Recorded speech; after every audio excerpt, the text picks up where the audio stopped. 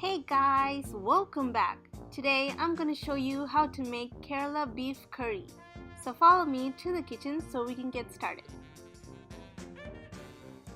First, you want to cut the beef into small to medium-sized pieces, then wash and strain and set it aside.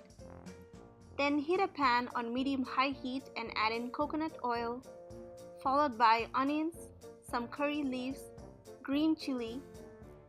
After a minute, add in ginger garlic paste and saute for about 5 minutes till it's all golden looking. So guys, I have written out the full ingredients on YouTube in the description box, so make sure you check that out for the full written recipe.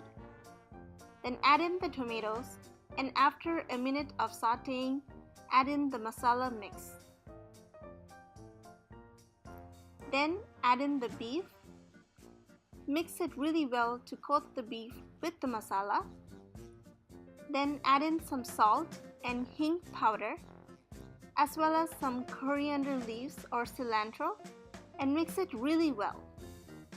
Then cover and cook for 25 minutes on medium-low flame. Then take off the lid and cook for additional 5 more minutes until the curry reaches the right consistency that you need. Once it reaches that point, your beef curry is now ready to serve.